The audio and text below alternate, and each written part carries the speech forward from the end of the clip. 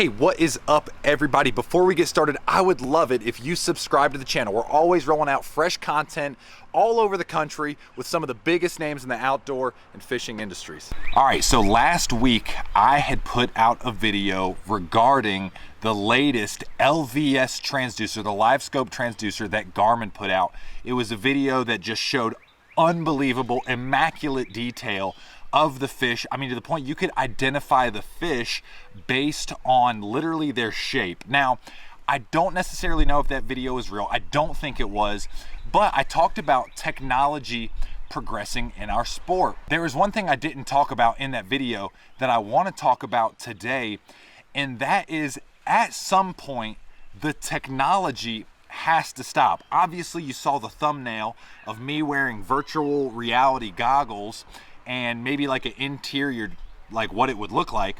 But here's the deal. So last night, I've been like really, I won't say tore up, but I've really been thinking about technology in our industry and just where we're at. And I promise you, in a subconscious state when I was like, holy cow, like this can come to fruition. And what it was integration of virtual reality goggles with a 360 live transducer. So essentially what it would look like now, right? You have a standard LVS, I think this is the 34. That's a LVS 34 transducer. That does linear live scope. So what I mean is I put it in the water and it shoots out a line up in the water column or through the water column, and it shows me what is directly in front of the trolling motor as I pan. But my thought was, holy cow, virtual reality goggles already have the ability to do Bluetooth. So here's the deal, they Bluetooth through Wi-Fi, and guess what the units have? The units have Wi-Fi and Bluetooth capabilities. That's why we use Active Captain. We record on those settings, and you can see really cool footage of fish on Forward Facing Sonar. So I'm like, holy cow, you can already use goggles in combination with the Garmin. Now here's the deal, I don't necessarily see that to be of any benefit because it would really hurt your line of sight, and you don't really need it. I don't see it. But what I was thinking about was like, holy cow, what if there were a bunch of transducers, or like if you guys know, you can turn this transducer horizontally and make it a perspective mode, and then you take this transducer here, obviously like it is right now, and have it vertical, and that's LiveScope. Well, hypothetically, if you had multiple transducers, or Garmin made one huge transducer that mounted on the shaft, you could technically have 360 live around and out.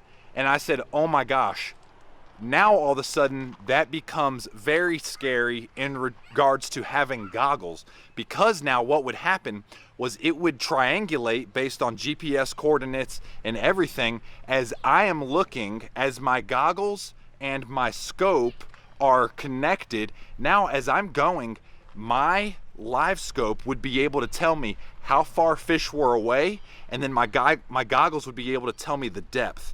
And all of a sudden I'm like, holy cow, I mean, it would look like a pilot's, like a pilot on an airplane, the way you have your axes and distance. And I'm like, holy cow, this is actually what is coming out in the fishing industry next. Like, I didn't talk to a little birdie, I didn't talk to anything, but I'll tell you, I've always been on the forward side of technology. I mean, believe it or not, I know it's hard to believe because I don't have a huge YouTube channel, but I was one of the original YouTube content producers. I just dealt with a lot of headaches with videos and computers crash and everything, and I just never really stuck with it. And then I got back into it 4 or 5 years ago, but I was on the forefront of that.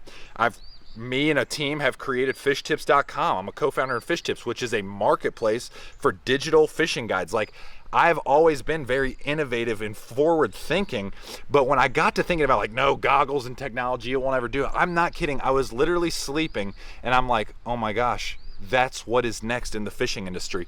It is going to be a full 360 4D imaging integrated with goggles, virtual reality goggles, where as I turn on the boat, it is literally triangulating. There's a fish there, there's a bass there, and it will be able to take algorithms based on body language and body motion and literally be able to tell you what species and where they're swimming as you are on the boat and turning. So how it would work, right, as I'm on the boat, my graph would be on and my transducer, and it is connected through Wi-Fi and Bluetooth to my goggles, and as I turn, it would say, hey, 30 foot right there, there's a catfish. 55 foot down in 10 foot of water, there's a bass. And as I turn, and it would literally pinpoint stuff, and now all of a sudden it's as easy as taking a target and placing a target in the water for me to literally cast at and present a bait, and then I can watch it, the whole thing go down in my goggles.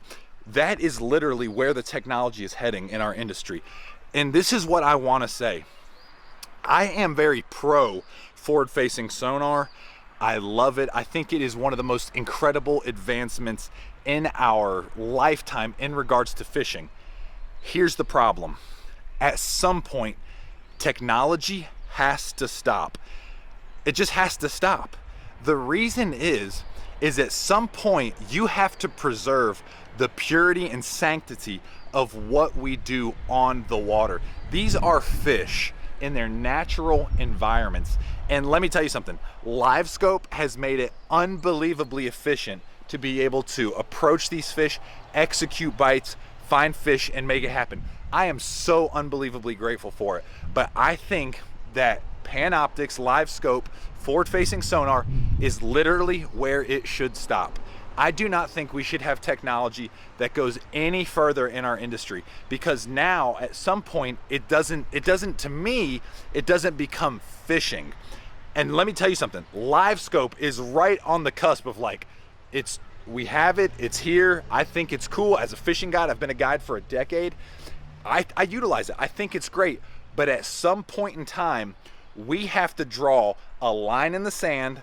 We have to build a wall up on the sand and say, look, this is too far. I mean, you know, this is going on in the hunting industry right now with thermal drones, right? There's a thermal drone recovery program where guys, if you gut shoot a deer, you can take a thermal drone and fly it. Well, a lot of states are banning that because they're like, whoa, whoa, whoa, whoa, whoa. All of a sudden you can take a thermal drone in the air, you can locate and pinpoint specific herds of deer, herds of elk, or one specific deer, whatever, and you have an unbelievable advantage over wildlife. And now all of a sudden it really starts to blur the area of what is hunting and what is not hunting. And let me tell you something, I am so grateful. Our reels have become smoother, lighter, stronger, faster. Our rods have become more sensitive, stronger, lighter. Our boats have become faster. I mean, I'm surrounded by technology, but at some point in time, it needs to stop. Now, here's the deal. This might come out. This technology might come out, and people might utilize this technology. And I'm for small government. I don't think the government should put their hands in the cookie jar, over legislate, and have their palms in everything.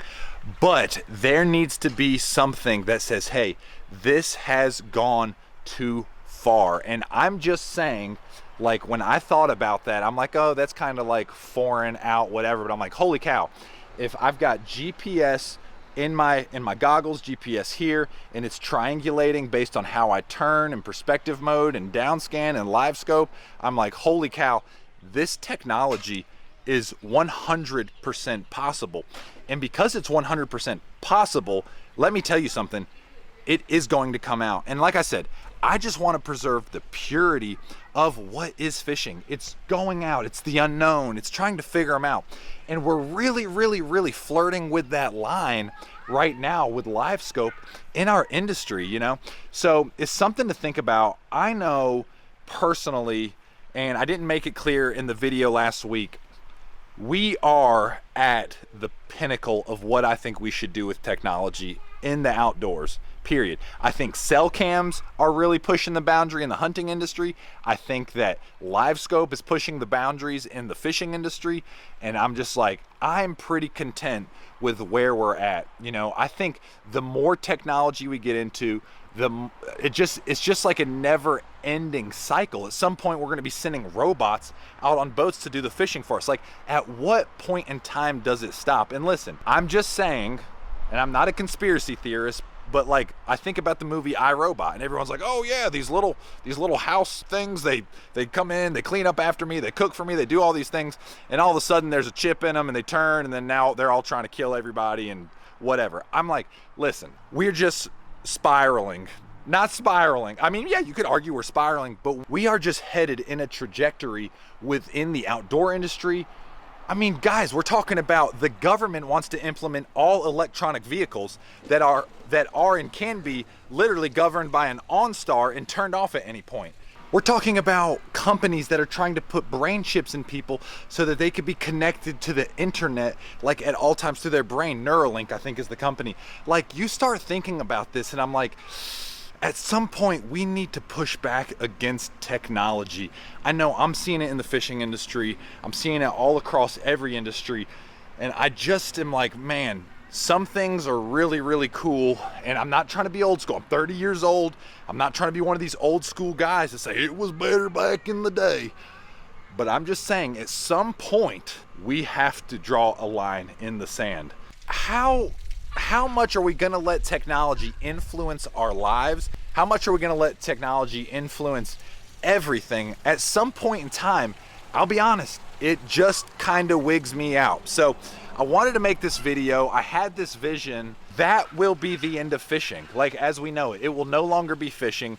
It will literally be total dependence on electronics and no patterning of fish, no understanding nature, no desire to learn about nature. It'll be this continuous pursuit of more technology advances and us becoming more dependent on devices and more dependent on devices. And I honestly, I don't want to be dependent on devices. I want to be dependent on my God-given ability to think, to be creative, to do all these wonderful things. I totally forgot to make the outro video outside, but I want to hear your opinion. I want to hear what you have to think. If you like the video, feel free to like it. And if you want to subscribe, but I definitely want to hear your opinion down in the comments section. Thanks for watching. Coming out with new content in just a couple days.